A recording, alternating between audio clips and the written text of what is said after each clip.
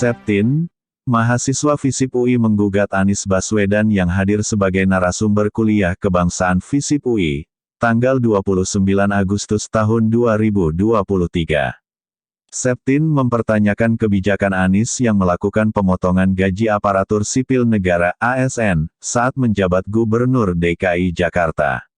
Secara tegas, mahasiswi jurusan hubungan internasional itu menyindir bagaimana Anies akan berkomitmen meningkatkan kesejahteraan, padahal hutang kepada ASN DKI Jakarta saja belum dikembalikan.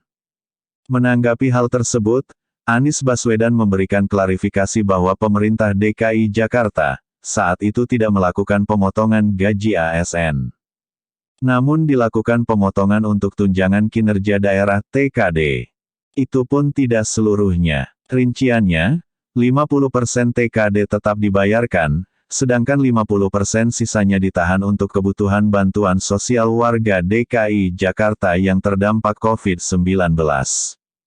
Sebanyak 50% TKD yang ditahan itu, separuhnya, atau hanya 25% dari total TKD, disepakati ditunda pembayarannya, dan separuhnya lagi disepakati sebagai kontribusi atau hibah ASN DKI Jakarta untuk turut membantu penanggulangan pandemi COVID-19.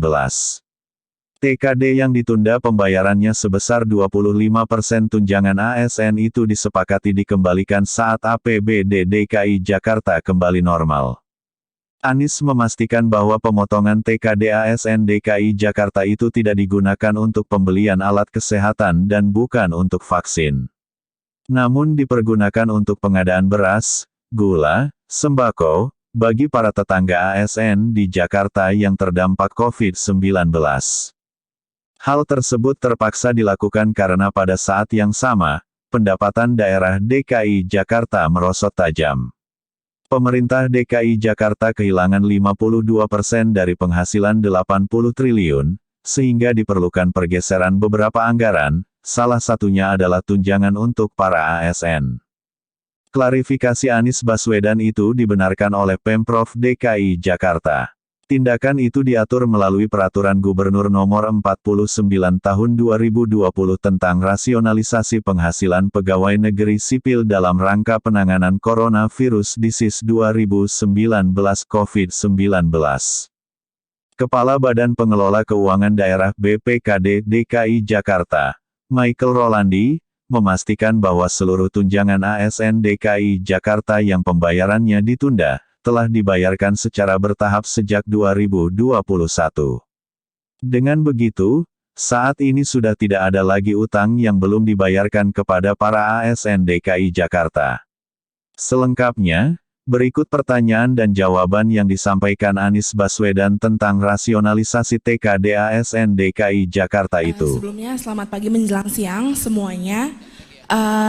Saya izin mengucapkan terima kasih terlebih dahulu atas kesempatannya untuk bertanya. Perkenalkan, saya Irma Josephine dari Ilmu Hubungan Internasional 2023. Sebelumnya, dari pemaparan sampai tanya jawab oleh para panelis pada hari ini, Pak Anies Baswedan seringkali menyebutkan kata kesejahteraan dalam jawaban maupun pemaparannya. Nah Pak, kebetulan saya berasal dari keluarga dengan ayah seorang PNS. Saya ingin bertanya kepada Bapak mengenai mencapai kesejahteraan tersebut, apa yang akan Bapak lakukan sebagai presiden jika nantinya terpilih, padahal utang janji Bapak pada PNS pada saat pandemi waktu itu saja belum Bapak lunasi mengenai pinjaman gaji para PNS yang Bapak gunakan untuk menangani pandemi pada saat itu. Beberapa PNS menyatakan bahwa beberapa persen dari gaji mereka belum dikembalikan oleh Bapak. Jadi bagaimana pertanggungjawaban Bapak nantinya untuk hal tersebut dan untuk kesejahteraan Indonesia ke depannya? Terima kasih atas pertanyaan itu. Saya ingin ceritakan bagi yang tidak tahu konteksnya tentang pertanyaan gaji ASN PNS yang ditahan. Bicara kesejahteraan, bicara ini. Saya ingin sampaikan, ketika terjadi pandemi,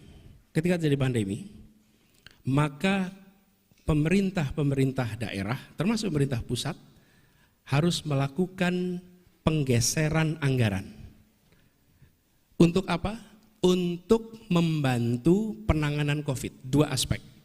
Aspek kesehatan dan aspek jaminan sosial. Kenapa jaminan sosial? Karena warga diminta untuk di rumah. Dengan warga diminta untuk di rumah, maka mereka tidak bisa banyak sekali warga yang tidak punya pendapat rutin. Mereka yang pendapatannya harian otomatis hilang pendapatannya. Yang pendapatannya bulanan, mereka masih bisa mengandalkan gaji, pekerjaannya masih dipertahankan. Ya. Nah, di Jakarta, jumlah penerima bantuan sosial di Jakarta itu jumlahnya 900.000 yang normal. Ketika terjadi pandemi, maka tukang bakso tidak jualan, kaki lima tidak jualan, nggak jualan, semua itu berada di rumah. Yang asalnya 900.000 yang harus ditanggung oleh pemerintah karena berada di dalam posisi tidak punya pendapatan yang cukup, itu meningkat angkanya sampai sekitar 3,3 juta keluarga. 900.000 itu keluarga. Maaf. 1,6 juta, 1,6 juta yang harus ditangani. Saya coba cek datanya sebentar ya, supaya tidak keliru. Jadi, ketika kemudian jumlahnya melonjak, saya beritahu angka ini karena bergeser. Kalau nggak salah di awal itu 2,4, sesudah itu menjadi 1,6, karena kemudian ada penyesuaian terkait dengan perubahan kondisi mereka. Nah, Anda bayangkan, ketika bantuan sosial yang 900.000 itu, 900.000 keluarga terima, lalu berubah menjadi 2,4 juta yang harus terima.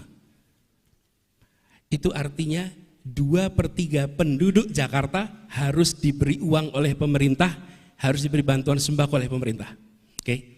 Jadi saya sebagai gubernur pada waktu itu mengumpulkan ASN dan saya membuat rekaman, kalau boleh Bung ke BEM dan itu saya berikan nanti link rekaman, Anda lihat rekamannya. Pada waktu itu saya berbicara pada seluruh ASN. Sekarang ini ada uang nilainya 1,6 triliun mau dipakai untuk 60.000 ASN atau mau dipakai untuk menghidupi 2,4 juta keluarga di seluruh Jakarta.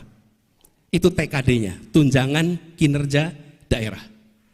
Jadi saya katakan pada ASN, kami teruskan uang ini pada Anda dan diterima oleh 60.000 ASN. Atau Anda hibahkan uang ini kepada warga Jakarta dan beritahu anak istri, suami, bahwa uang itu bukan diberikan untuk pemerintah, uang itu diberikan pada tetangga Anda yang hari ini tidak punya pendapatan karena mereka terdampak oleh pandemi. Kabari pada mereka. Kabarkan pada mereka bahwa ini adalah bantuan sosial dari Anda untuk mereka. Jadi ini bukan uang potongan, bukan dipotong untuk kredit, bukan. Ini adalah Anda diminta untuk mengurangi dan bukan gajinya, tapi tunjangan kinerjanya. Dan di Jakarta tunjangan itu cukup besar.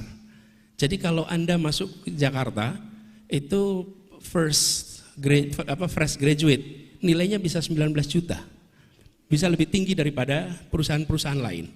Apa? Kita membutuhkan bantuan ini untuk memberikan, karena kita nggak. Jadi dibagi dua. 25% dihibahkan, 25% ditahan dan dikembalikan ketika anggaran kita sudah kembali. Oke? Jadi 25% itu hibah, memang diberikan. Potongnya 50%. Lalu 25% langsung tidak dikembalikan, 25% dikembalikan. Nah, jadi pemotongan itu bukan pemotongan untuk beli alat kesehatan, bukan pemotongan untuk vaksin, itu pemotongan jadi beras, yang menjadi gula, yang menjadi sembako bagi tetangga-tetangga para ASN yang ada di Jakarta. Itu sebabnya di awal, Prof. Haji, di awal ASN itu menolak ketika mendengar kabar pemotongan, karena mereka terbiasa pemotongan untuk aktivitas macam-macam.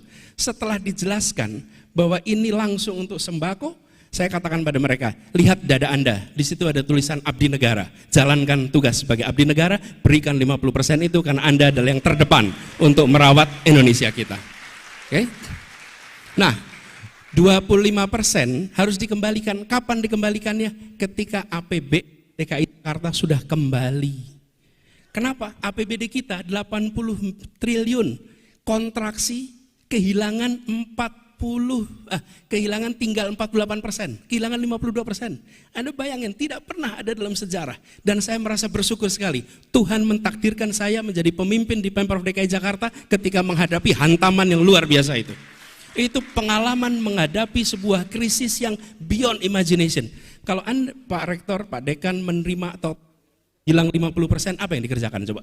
50% hilang coba.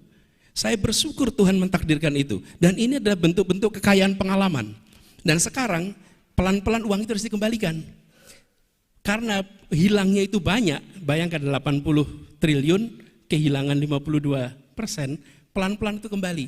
Jadi bagi ASN yang hari ini belum terima, it's a matter of time uang itu akan dikembalikan. Begitu APBD-nya kembali, uang itu dikembalikan. Tapi ingatlah bahwa uang itu dikembalikan semata-mata karena dulu dipakai untuk menghidupi tetangga Anda yang tidak bisa makan, tidak cukup pendapatan karena terdampak oleh COVID. Itu ceritanya.